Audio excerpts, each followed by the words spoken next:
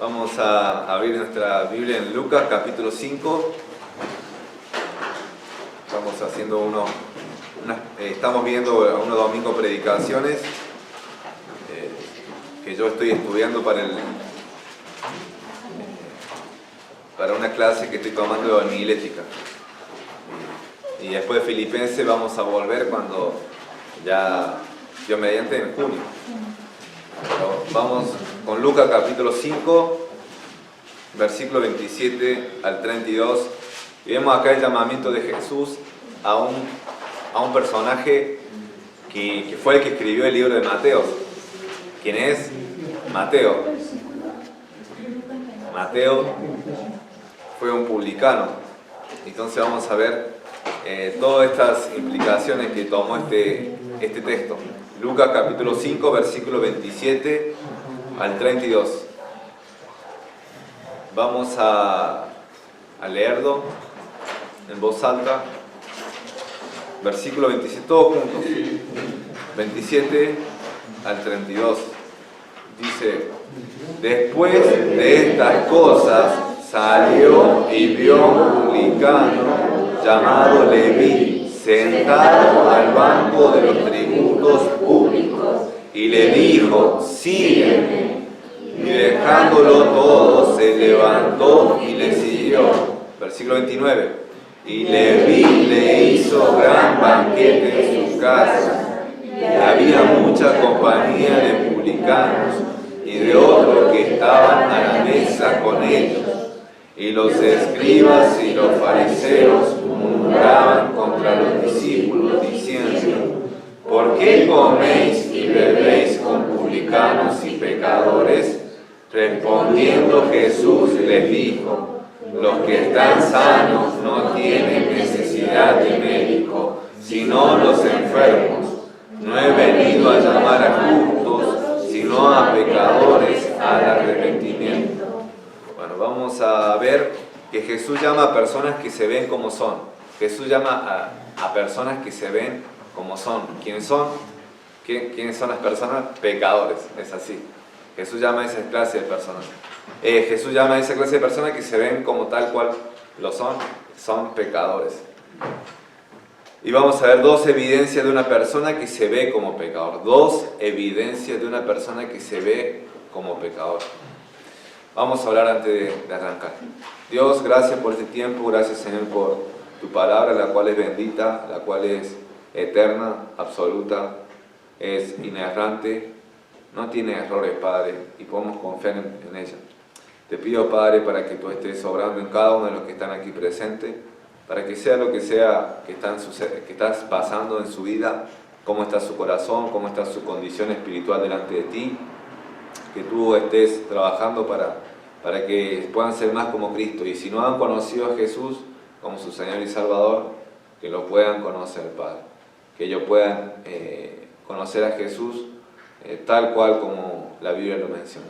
Así que te ruego, Padre, que me ayudes a poder comunicar esta historia, este pasaje, de la mejor manera posible. Y te ruego que podamos salir cambiados, diferente de aquí. Obra grandemente con tu Espíritu Santo, en nombre de Jesús te lo pido y te agradezco. Amén. Amén. Y la primera evidencia que vamos a ver es que responde al llamado de Jesús. Una persona que se ve tal cual como es, que es pecadora. La primera evidencia, según en este texto, vemos que responde al llamado de Jesús. Responde al llamado de Jesús. Y primero, para responder al llamado de Jesús, primero tienes que escuchar el llamado de Dios, el llamado de Jesús para su vida. Y Mateo esta es la situación, versículo 27. Después de estas cosas, salió y vio a un publicano llamado Leví, sentado al banco de los tributos públicos, y le dijo: sígueme. Entonces la situación es esta, que Mateo estaba allí haciendo su labor era como lo que él era, publicano. Y los publicanos, pero ya voy a adentrar más en eso, los publicanos eran cobradores de impuestos. La cuestión es que él está allí, cobrando, haciendo su trabajo, y pasa Jesús y lo llama. Lo llama y le dice: sígueme. Eso es la palabra que le dice: sígueme. Entonces, como primera instancia, aunque vemos acá que fue una frase pequeña, una palabra, vemos que Jesús lo llamó. Y eso también va a continuación con otro pensamiento, que Jesús llama a las personas. Jesús las llama. Y Jesús también no llama a todos. Él por su gracia y por su misericordia, como dice en versículo 32, ahí lo aclara más, dice, no he venido a llamar a justos, sino a pecadores al arrepentimiento. En cierta manera, a nivel general, Dios llama a todos a través de su creación, a través y específicamente a través de la predicación del Evangelio. Pero la pregunta es, ¿todos creen? ¿Todos confían en Jesús? No, no todos creen y no todos confían. Solamente creen, son los que creen y confían por la gracia de Dios, son aquellos que han sido predestinados, escogidos por Dios desde la fundación del mundo. Pero también a nivel humano y la que la Biblia menciona, que Él hace esta invitación a arrepentirse. Y las personas que creen son aquellas personas que se arrepienten, aquellas que reconocen, aquellas que entienden su situación delante de Dios y claman pidiendo perdón al Señor. Entonces, Él lo escucha. Y por gracia, como puse acá, Jesús llamó a un publicano. ¿Saben quién eran los publicanos? Los publicanos eran los recaudadores de impuestos. Eran considerados impuros por colaborar con qué gobierno o con qué imperio. Con el imperio romano. Roma estaba gobernando al pueblo de Israel y Israel estaba bajo el yugo de los romanos. Entonces los romanos hacían esto, dividían por localidades o por zonas o por distritos y allí ponían una tarifa. Se va a cobrar tanto de impuestos, se va a cobrar tanto de esto en Galilea, después en Samaria, y así iban separando, iban poniendo una tarifa en cada lugar. Y estas personas, los publicanos, muy bien, los publicanos eran cobradores de impuestos y eran validados, certificados ¿por qué imperio? Por el imperio romano. Entonces Mateo era uno de ellos. También hay otro publicano famoso en la Biblia, otra historia que se registra un publicano, ¿quién era? De baja estatura, Zaqueo. Era bajito y se llamaba Zaqueo. La cuestión que ellos, dice, lo que aumentaba la ganancia de los jefes publicanos era que podían cobrar de más. Podían cobrar de más. Su engaño, aprovechándose del apoyo de Roma, era habitual. Por eso solían ser odiados y despreciados por la gente. O sea, los judíos y especialmente los fariseos veían a los publicanos como traicioneros, o sea, como personas que... Hay una frase acá que le dicen vende patria, ¿sí? Es aquella que, digamos, como que le traiciona, ¿no? Como que a la nación. Bueno, ellos eran considerados de esa manera. Los publicanos y además eran odiados porque realmente ellos engañaban, ellos eran extorsionadores, eran personas malas por sus hechos, no todos, pero eran odiados por ese acto. Por eso en Lucas capítulo 3, versículos 2 y 13, cuando está bautizando Juan el Bautista y está anunciando que ya iba a venir el Mesías y que el hacha estaba puesta sobre el árbol, y después vienen personas a Juan el Bautista, y el bautismo de Juan el Bautista era ¿para qué cosa? Para arrepentimiento. No es el bautismo cristiano, no es el mismo bautismo. Entonces, las personas que vemos en la Biblia que se bautizaron con Juan el Bautista, después se volvieron a bautizar en Cristo Jesús, porque es el bautismo cristiano. Después de ser creyente, se bautizan de vuelta. Pero eso es un paréntesis. La cuestión que dice, ahí en ese pasaje, en esa sección, dice, ¿qué haremos? ¿Qué haremos? Porque Juan el Bautista le dice, haced obra de arrepentimiento, mostrar fruto de arrepentimientos. Entonces le preguntan esto, ¿qué haremos? Hablando específicamente. Y bueno, viene una gente y le dice, bueno, el que tiene 2 túnicas, que la que le sobra le dé al otro. Y si tiene alimento, que también lo comparta. También dice los publicanos, llegan los publicanos y le dicen, ¿qué haremos nosotros? Y él dice, no exijáis más de lo que os está ordenado. No exijan más de lo que os está ordenado, de lo que está establecido por el gobierno romano. Entonces, quiere decir de forma implícita que los publicanos, ¿qué cosa? Robaban al pueblo. Por esa razón tenían mucha plata. Y por esa razón, saqueo, cuando dice lo que he defraudado, yo se lo devolveré, ¿cuántas veces? Cuadriplicado. Se lo iba a devolver. Y la mitad de su bienes se la dio a los pobres. Y por esa razón, Jesús dice que la salvación llegó ese día a su casa. Porque su salvación se evidenció, se mostró en qué cosa? En obras, en el fruto de arrepentimiento. A uno dicen, yo me arrepiento, pero siguen haciendo lo mismo. Siguen actuando lo mismo. Y si robaron o hicieron daño, no quieren pedir perdón a esa persona que fue damnificada y mucho menos devolverle si fue algo material. Mucho menos, hablemos de eso. Pero Zaqueo sí lo hizo. Y vemos que muchas personas a través de la historia que se han convertido de veras, en serio, han pedido perdón. Han mostrado el querer restaurar las cosas. ¿Por qué? Porque la salvación llegó a su vida. La salvación llegó a su hogar. Entonces, Jesús llama a un publicano. Este publicano lo escucha y después... Pero ahora, antes de seguir al siguiente punto, quiero decir esto. Que un publicano era marginado, era lo peor para los... así como publicano y la prostituta que vimos hace 2 domingos, eran considerados lo más bajo, la escoria de la sociedad. Jesús llamó a nosotros. Nosotros lo escuchamos y por su gracia el Evangelio iluminó nuestros corazones. Nosotros estábamos cegados espiritualmente, 2 Corintios capítulo 4. ¿Por causa de quién? El Dios de este siglo, que ciega el entendimiento de nosotros y que tenemos la mente entenebrecida, 2 Efesios 4. Y si no fuera por la gracia de Dios, nosotros seguiríamos muertos, yo seguiría muerto en mis delitos y pecados, seguiría siguiendo los vicios, mi concupiscencia, esclavo de mi concupiscencia. Y todos ustedes, si han recibido al Señor Jesús como su Señor y Salvador, ustedes, si no hubiera sido por la gracia de Jesús, que los llamó de las tinieblas a su luz admirable, ustedes seguirían muertos en sus delitos y pecados. Seguirían en la vida pasada, la vida de pecador y rumbo a una muerte segura. Que la muerte segunda, el infierno. Pero por la gracia de Dios nos llamó. Y ahora, llamó un publicano. ¡Wow! Increíble. Y también me llama a mí, aún siendo pecadores, ¿no? Y no solamente llama a nivel pecador, digamos, espiritualmente, la condición espiritual, sino también a nivel humano. ¿Quién es Luciano acá en la tierra? Y no es nadie. ¿Quién es?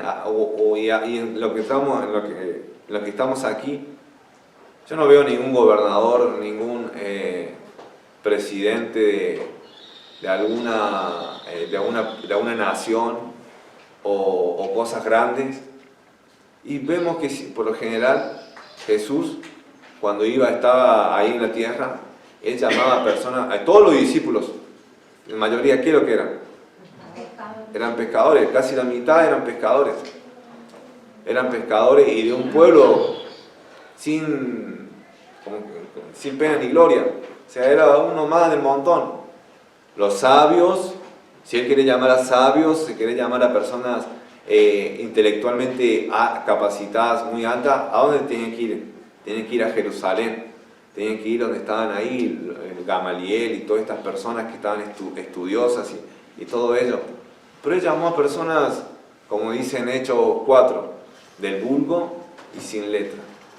Ahora, por decir eso, no estoy diciendo que no hay que estudiar y que no hay que prepararse. No estoy diciendo eso. Estoy diciendo que Jesús, por su gracia, llamó a una persona como esta, que era un publicano. Moralmente estaba descalificado delante de los judíos. Delante de los fariseos, si ellos tenían que evaluar quién iban a ser los seguidores del Mesías, no iba a ser un publicano. No iba a ser un publicano. Pescadores tampoco. Si ellos veían así, el Mesías, el Mesías seguramente va a tener personas, wow, seguidores muy capacitados, muy talentosos, con mucho poder.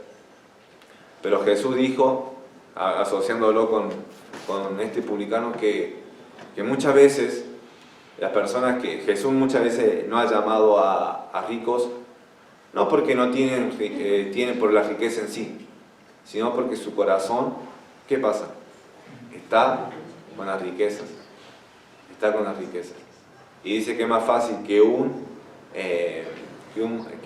camello entre por el agujero de una aguja que un rico entre el cielo. Porque su ídolo es la riqueza. Así que bueno, ese es otro punto. Pero la cuestión es que era un publicano y Jesús lo llama. Y él escuchó a Jesús. Lo escuchó, no fue indiferente. No fue, bueno, me llamó y listo, no, sino que acudió, respondió. Dice versículo 28, y dejándolo todo, se levantó y le siguió. Dejándolo todo, se levantó y lo siguió. ¿Qué significa seguir? Seguir significa, significado etimológico, que es la palabra en sí, estar en el mismo camino con, esto es, acompañar, especialmente como discípulo. Es decir, está caminando y seguir significa estar al lado de esa persona que está en ese camino. Y es estar al lado de él durante el camino.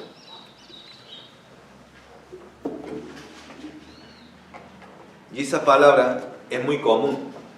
Ese término en el original, en el griego, es muy común en todas las veces donde dice Jesús que me sigan.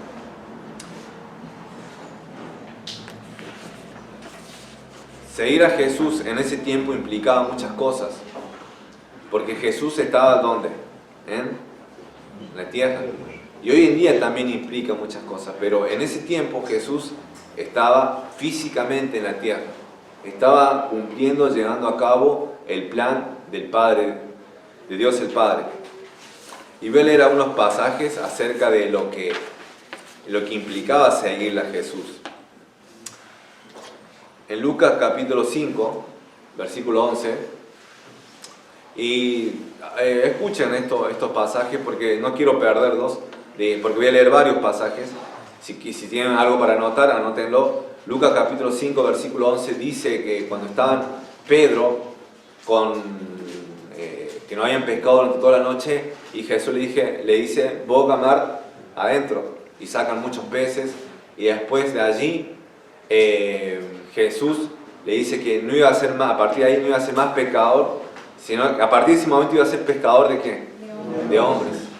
Y versículo 11 dice, y cuando trajeron a la tierra las barcas, dejándolo todo, le siguieron. Dejándolo todo, le siguieron. El Pedro lo dejó todo y lo siguieron. No solamente él, sino que también está su hermano Andrés y los otros Juan y Jacobo, los hijos del trueno. Entonces, dejándolo todo, ellos le siguieron.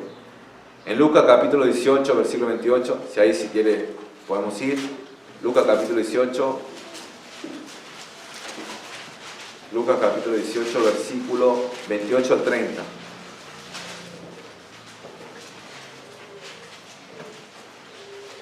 Y la primera evidencia que estamos viendo es que responde el llamado de Jesús. Lucas capítulo 18, versículo 28 al 30. Después de que el joven rico rechazó la oferta de seguir a Jesús. ¿Por qué? Porque él amaba sus riquezas, tenía muchas riquezas y no quería abandonarlas. Versículo 28 al 30 dice, entonces Pedro dijo, he aquí nosotros hemos dejado nuestras posesiones y te hemos seguido.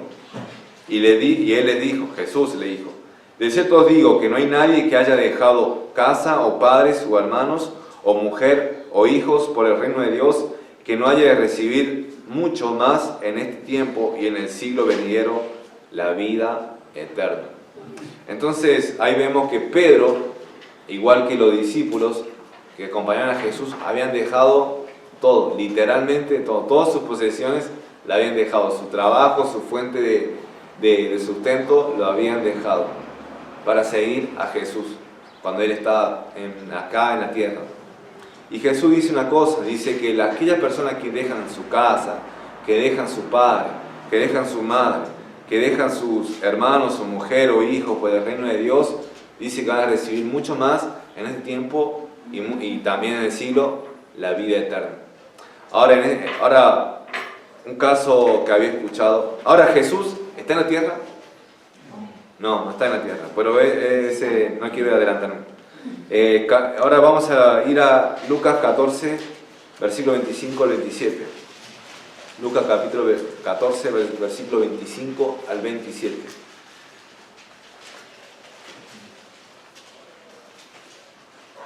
Dice lo siguiente: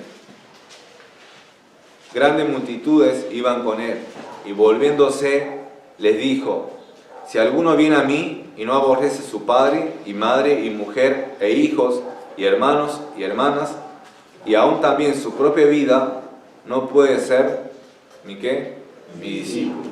Y el que no lleva su cruz y viene en pos de mí, no puede ser mi discípulo.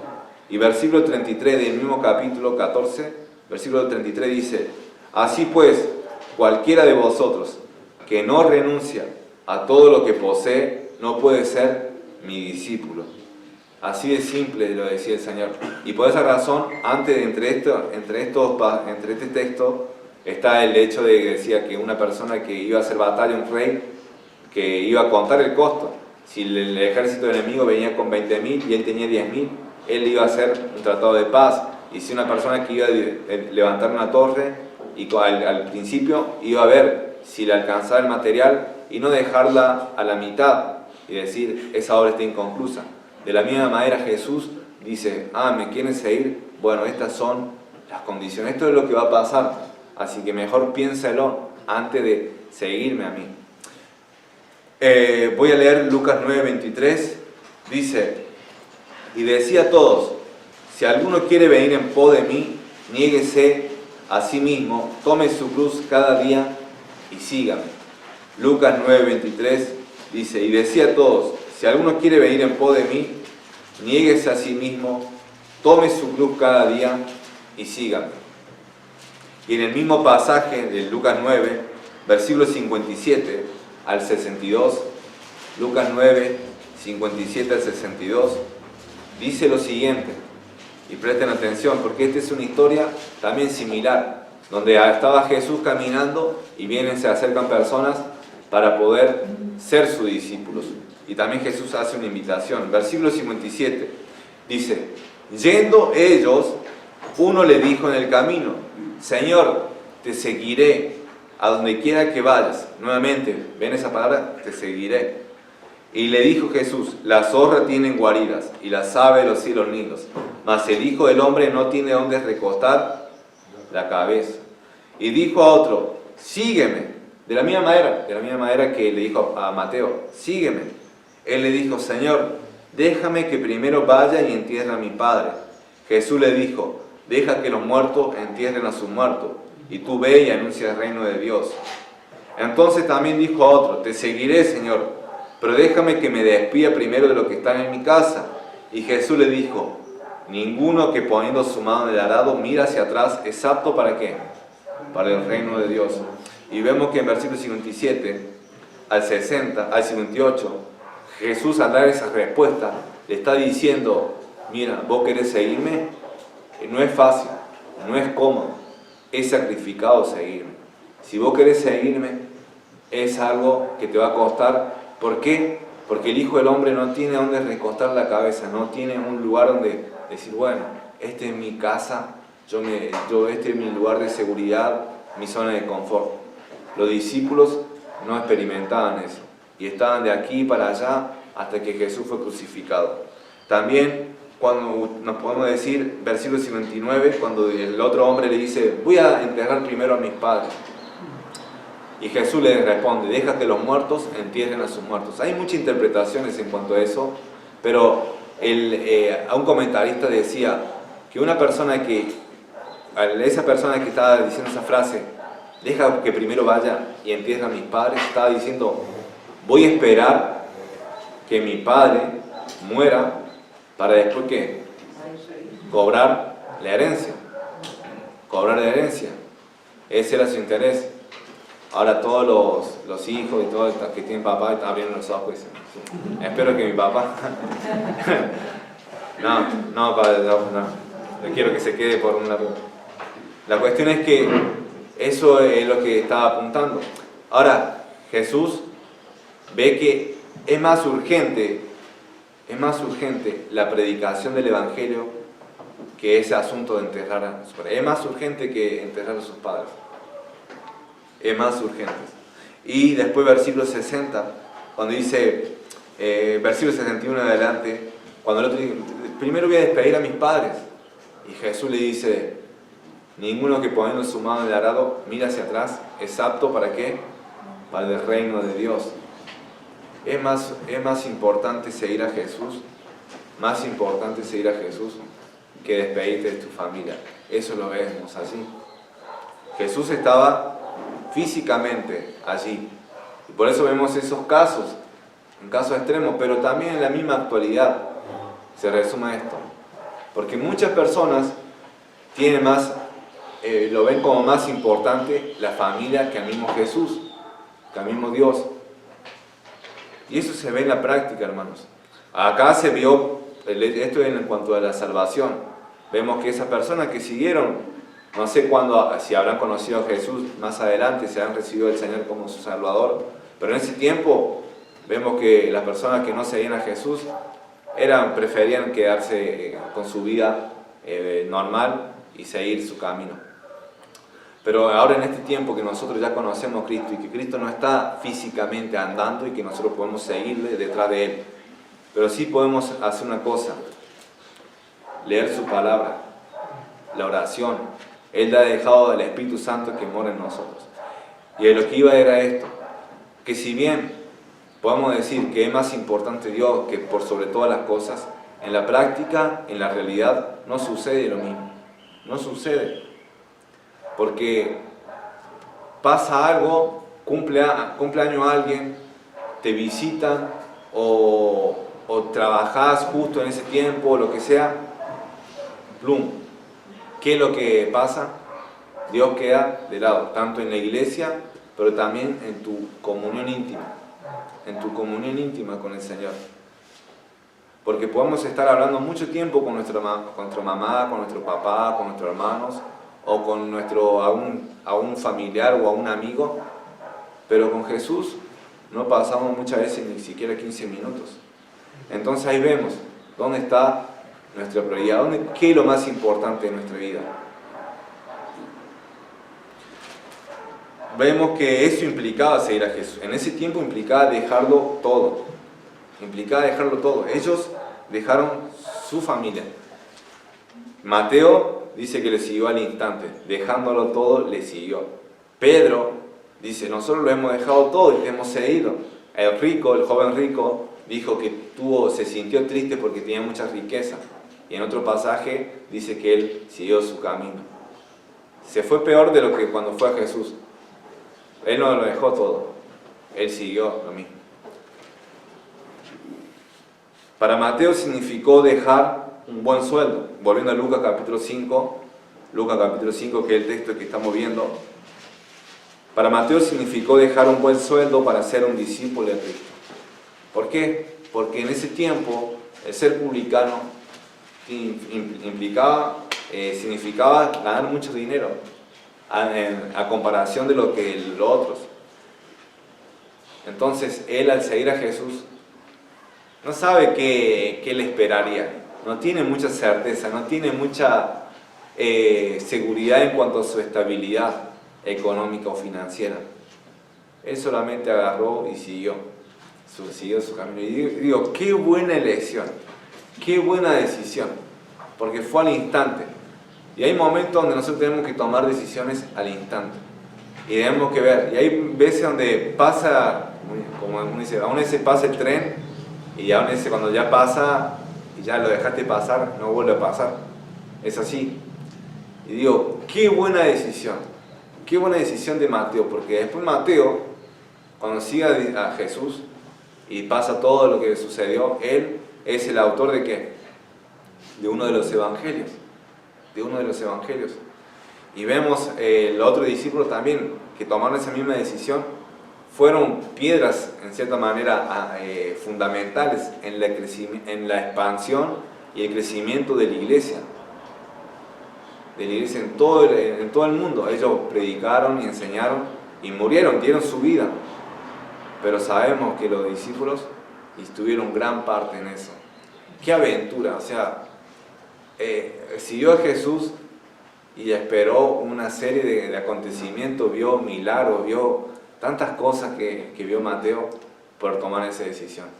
Y hay momentos en la vida donde tenemos que tomar decisiones claves. Si seguir o no seguir. Y muchas veces seguir a Jesús implica dejar algunas cosas, como lo hizo Mateo. Vemos muy claro, dice, dejándolo todo, le siguió. Dejándolo todo, le siguió. Yo lo experimenté de manera personal cuando estaba escuché una predicación, porque yo recibí el llamado al ministerio, al ministerio pastoral, cuando tenía 20 años. Y cuando acepté eso, asumí eso, bueno, dije, bueno, qué bien, Dios me llamó. Pasó ese año, nos reunimos de vez en cuando con pastor, pero era muy superficial, porque yo no le estaba dando interés, no me estaba preparando. Y después pasó el otro año y seguía lo mismo. Pero según yo decía, bueno, mira, Dios me llamó. La cuestión es que no está dando pasos hacia Jesús, no está dando pasos hacia lo que Jesús me llamó.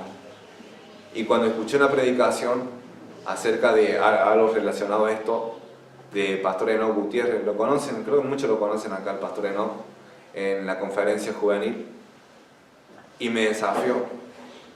Y me desafió porque yo tenía un plan de vida para ese momento que implicaba darle más prioridad a esas cosas.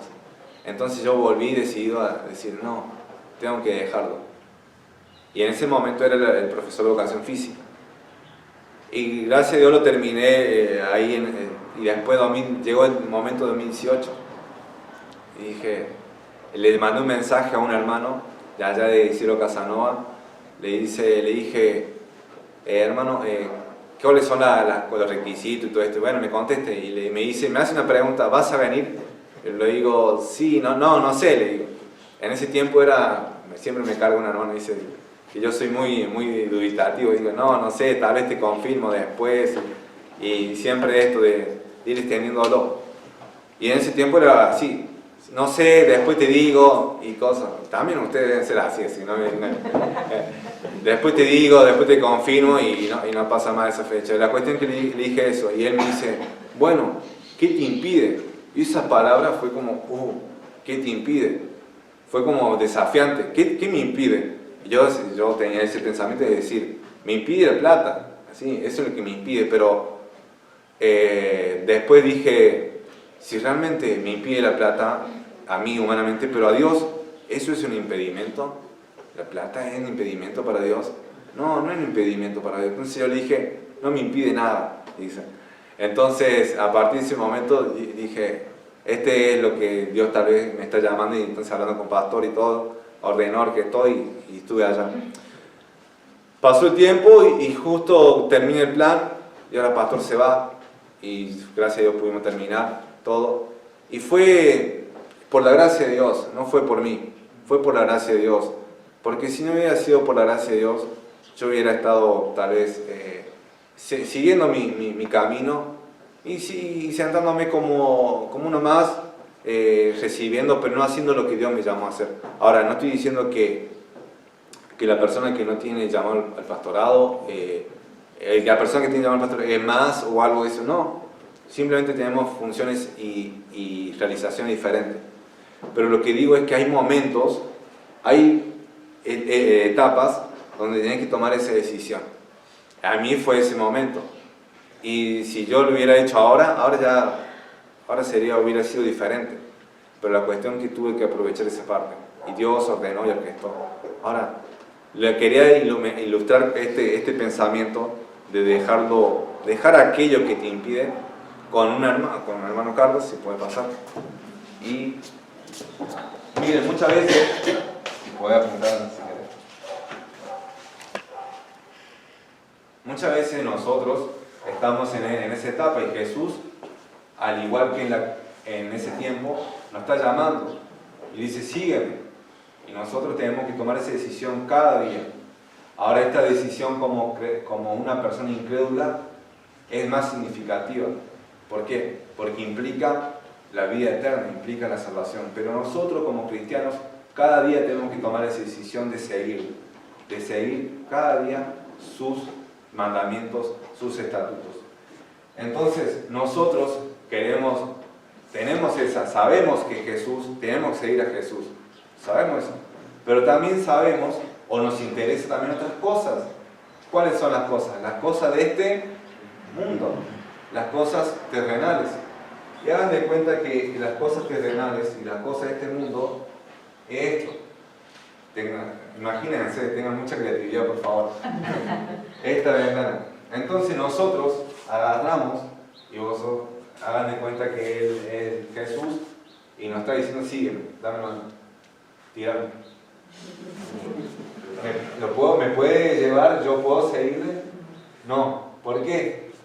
Porque estoy agarrado a esto. Y no puedo. Y quiero seguir a Jesús, pero también quiero seguir con esto. Tira vuelta. No tan fuerte. Y queremos seguir así. Queremos seguir a Cristo, seguir a Dios, pero seguimos agarrados, atados a estas cosas. No queremos, ya sea pecado, ya sea la familia, ya sea un novio, una novia, ya sea un trabajo, o, otras prioridades, el fútbol, el deporte, lo que sea. Queremos seguir con esto, pero queremos seguir a Jesús. Y no es así. No es así porque el joven rico se quedó y Mateo le siguió y lo dejó todo. Eso es el primer punto, que responde al llamamiento de Jesús. El segundo es que reconoce su necesidad de Jesús. La otra evidencia, reconoce su necesidad de Jesús. Versículo 29 al 32. Dice lo siguiente: y Leví le hizo gran banquete en su casa, y había mucha compañía de publicanos y de otros escribas que estaban a la mesa con ellos. Y los escribas y los fariseos murmuraban contra los discípulos diciendo: ¿por qué coméis y bebéis con publicanos y pecadores?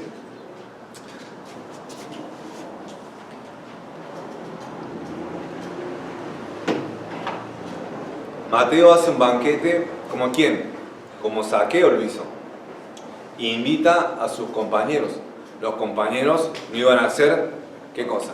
Fariseos, no iban a ser escribas. Iban a ser personas que estaban en el mismo rubro, estaban en el mismo asunto, que eran publicanos. Y los publicanos, delante de los fariseos, que ya lo vimos, eran considerados como, ¿qué cosa? Lo más bajo.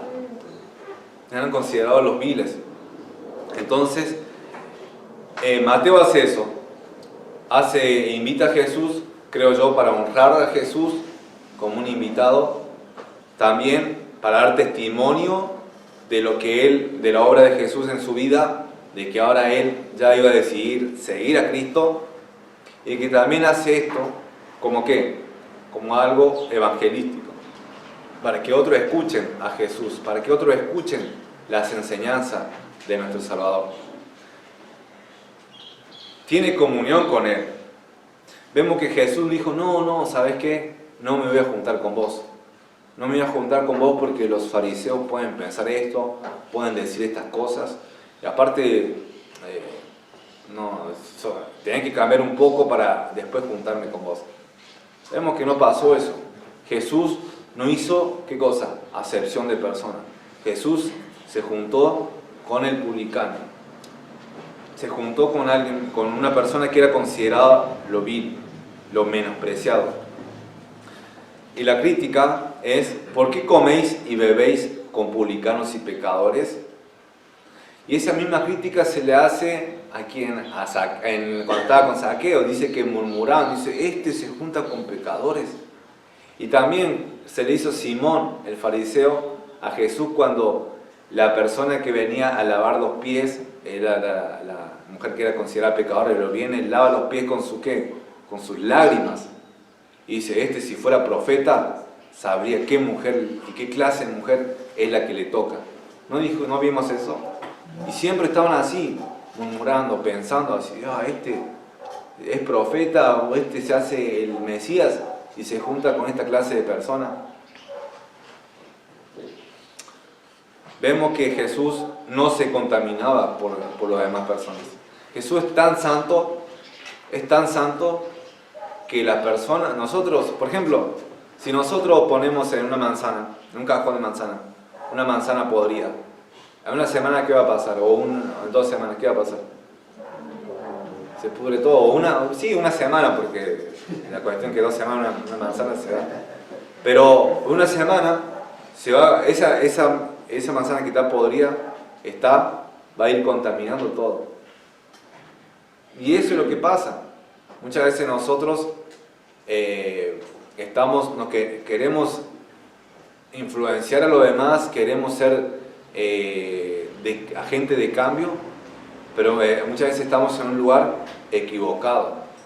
Y en vez de nosotros influenciar a los demás, de ser de bendición, las otras personas te influencian a vos de forma negativa.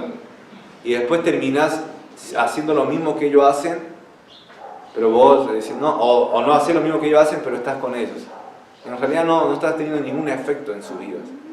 Por eso dice en Salmo 1 que las personas bienaventurados son los que no comieron, voy a leer, así no lo cito mal. Es un pensamiento, dice, escúchenlo por favor. Dice, bienaventurado el varón que no anduvo en consejos de malos, ni estuvo en camino de pecadores, ni en silla de escarnecedores se ha sentado.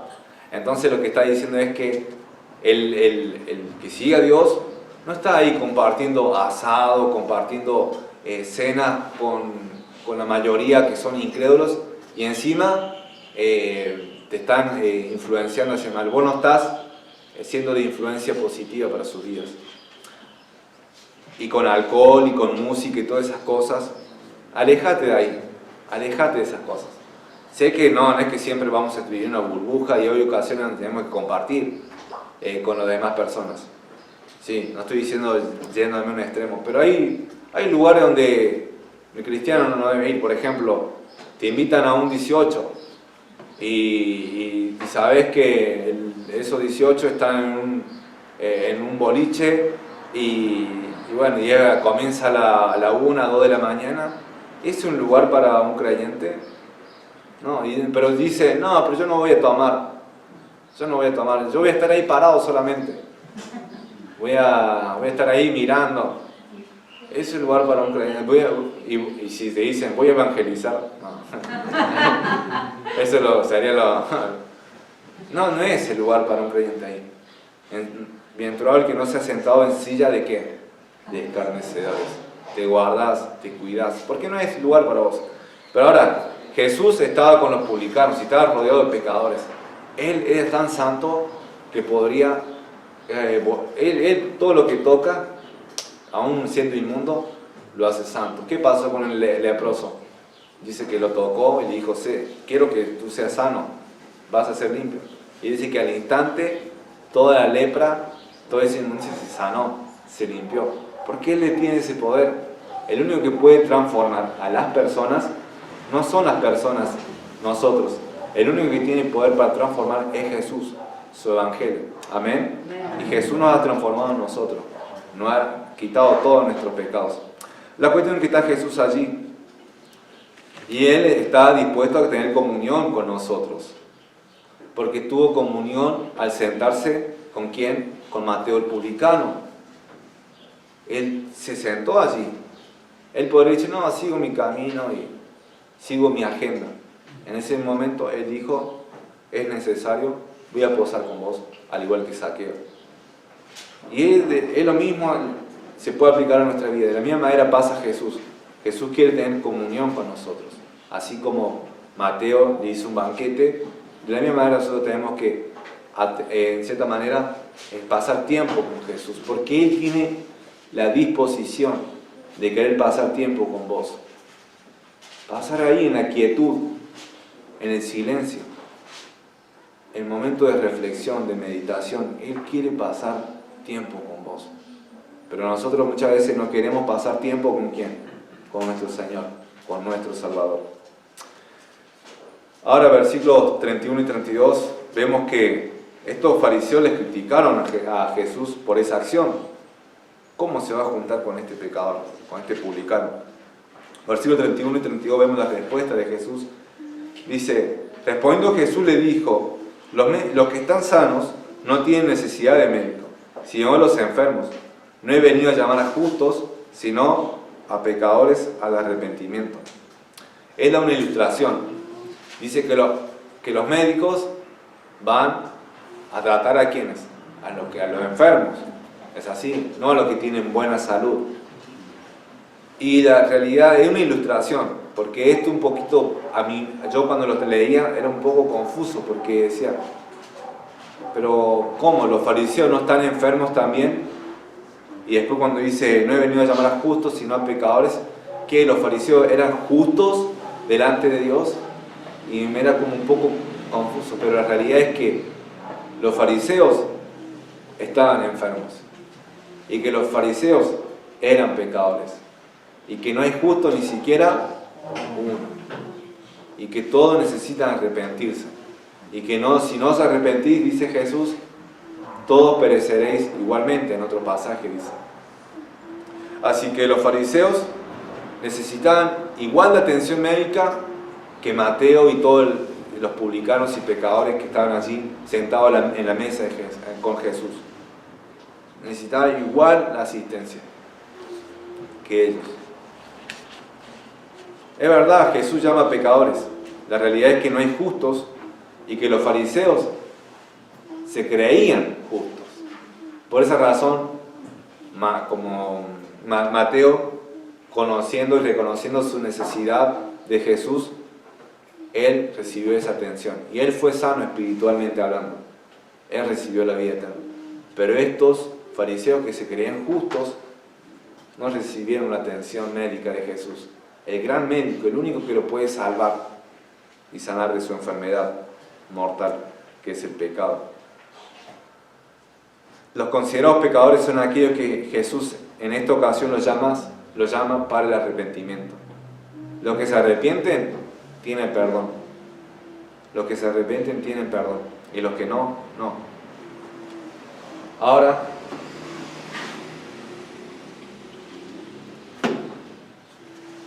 eso es la acción de los fariseos. Ellos acusaron a Jesús y ellos menospreciaron a los publicanos y pecadores, y no viendo y reconociendo su pecado. Ahora, nosotros también muchas veces actuamos de esa manera. Actuamos como fariseos, juzgando a los demás como pecadores. Y no nos fijamos en nosotros mismos. Miramos a los demás y decimos, wow, ese pecado, ¿cómo no va a leer la Biblia? ¿Cómo no va a orar? Y esto. Y lo cual es verdad, es pecado. Pero es como que estamos ahí y condenando. ¿Cómo va a hacer eso? Y así después viene a la iglesia. Pero no se da cuenta, no nos fijamos que nosotros muchas veces pecamos en muchas ocasiones, muchas veces durante el día. Y que si no fuera por la gracia de Dios, al igual que tu hermano y al igual que vos estarías en la misma condición. Y si ese pecado que vos decís, ese tan malo, porque la paga del pecado, ¿qué es? La muerte. Recibe condenación, y tu pecado también recibe condenación, porque todo pecado la paga del pecado es la muerte. Tendrán consecuencias diferentes. Tienen consecuencias diferentes aquí en la tierra, pero delante de Dios, la paga del pecado es la muerte, es separación.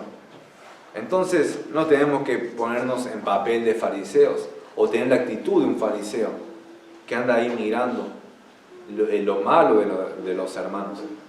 Sí, no estoy diciendo que cuando una persona está haciendo algo malo y pecando, tenemos que ir y corregir a ese hermano. Porque la Biblia lo manda, ¿o no lo manda? Lo manda. Y si no, Jesús no hubiera puesto, y la Biblia no se vería, ¿qué cosa? La disciplina en la iglesia. Porque existe la disciplina. Cuando un hermano anda mal y en pecado, ¿qué pasa? Se hace disciplina. Y una iglesia que no hace disciplina es una iglesia que se amolda, que se acomoda al pecado. Entonces existe la disciplina porque lamentablemente hay hermanos que van a pecar. Pero ahora todo es en amor, todo es en humildad. Porque te duele que tu hermano peque, te duele que haga lo malo. Pero el fariseo no se pone en ese papel, no tiene esa actitud. Tiene una actitud de, ¿cómo va a hacer eso? ¿Cómo va a ser así? Entonces nosotros no debemos tener esa actitud. Debemos fijarnos de nosotros mismos. Porque la Biblia manda, con la misma vara con que medís, os será medido. ¿Sí? Y es mejor fijarse, ¿qué cosa? En la viga que tenemos, dice, tú te fijas en la paja del ojo de tu hermano, pero no te das cuenta que tienes una viga en uno de tus ojos. Quiere decir, una madera. Y no se da cuenta. Solamente se da cuenta en las cosas pequeñas en su hermano, pero no se da cuenta que tiene un pecado así delante de sus ojos. Y pasa esto. Pasa que muchas personas que están juzgando, así como estos fariseos juzgaban y condenaban a los publicanos, muchas veces, y esto es en la práctica, por eso ahora me separo del texto, pero muchas veces en la realidad, en el día, su pecado, después de los fariseos, se ve, caen en tanta perversión, en tan bajo, y después, es como que se le vuelve. ¿Por qué? Porque, como dice un versículo, el que se enaltece será humillado, y el que se humilla será enaltecido. Pero se ponen en ese papel superior, se enaltecen a sí mismos, su justicia se enaltece. Pero después, en lo privado, y que después sale a la luz eso que es privado y oculto, sale a la luz, y decimos, es asqueroso. Y se ve, se revelan esas cosas. Los que van al hospital son aquellos que están con síntomas ¿de qué cosa? De mala salud. Son aquellos que están si te duele el estómago. Es un síntoma que algo anda mal en tu cuerpo. Y así con muchos otros órganos. Entonces, que si no sos muy duro, vas a seguir ahí nomás. Si sos duro, bueno, vas a esperar y esperar que no sé, que está hasta a punto de morir. Pero si te duele algo, y vos sabés que continúa, te vas y te haces atender con el médico. Pero los que no tienen síntomas, no van al hospital. No van al hospital. Y ahora esto es una ilustración. No es, la ilustración siempre se queda corta. Pero hay personas que tienen cáncer, ¿no? Y al principio no tienen síntomas. Al principio no tienen síntomas, pero tienen un cáncer dentro suyo. Y esa persona que tiene cáncer y no tiene síntomas, ¿necesita un médico? Sí, tal vez necesita aún más que aquel que tiene un dolor de panza, porque necesita tratarlo ahí. O una persona que tiene diabetes, por ejemplo. Después de diabetes tiene sus síntomas, igual que el cáncer. Pero al principio también debe tratarlo. Necesita igual que un médico que una persona que, no sé, se acaba de quebrar un dedo o un codo. Necesita de la misma manera que esa persona. Así que, al igual que nosotros podemos decir, esa persona anda en pecado, esa persona le hace falta a la iglesia, a esa persona le hace falta a Jesús, o porque anda en boliches, anda en fiesta, le hace falta a Cristo. ¿Qué? ¿Y a vos no te hace falta Cristo? ¿A vos no te hace falta Jesús? A todos nos hace falta Jesús. Entonces, la segunda evidencia que una persona se ve como pecadora es que reconoce su necesidad de Jesús. Vimos dos evidencias. La primera es que responde al llamado de Jesús. La segunda es que reconoce su necesidad de Jesús. Y el desafío es, ¿vas a seguir a Cristo? ¿O vas a estar atado a las cosas de este mundo? Y vas a dejar el tren pasar. Y los años pasan, hermano. Los años pasan. Los años pasan. Y sigue, vas a, cuando ya llegue el final de tu vida, vas a decir, uy, ¿por qué no solté eso cuando era tiempo? Y tomé esa decisión. Ahora, el hecho de seguir a Cristo no significa que va a ser fácil. Jesús dijo, las obras tienen su guarida, las aves del cielo su nido, y el Hijo del Hombre no tiene donde recostar que la cabeza, su cabeza. Entonces, no va a ser fácil, pero es lo mejor. Es lo mejor, es eterno. Y querés tener comunión con Jesús, así como Mateo le hizo un banquete a Jesús. Jesús está dispuesto cada mañana, cada tarde o cada noche, cada vez que quiera buscarlo, Jesús está dispuesto a tener comunión con nosotros. ¿Y cómo estás delante de Dios? ¿Te reconoces como pecador?